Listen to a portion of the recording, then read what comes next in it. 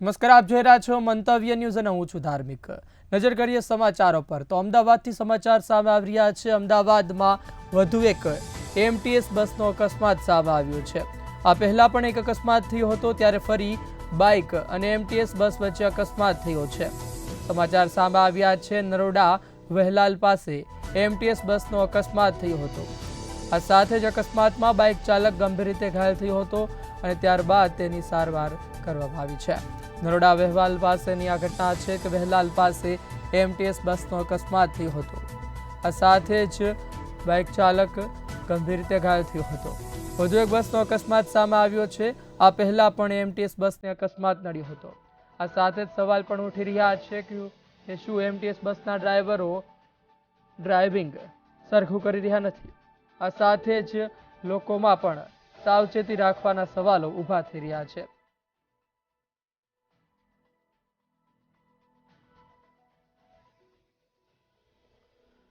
અમદાવાદની ઘટના સામે આવી છે. એએમટીએસ બસને અકસ્માત નડ્યો છે. વધુ એક અકસ્માત સામે આવ્યો છે.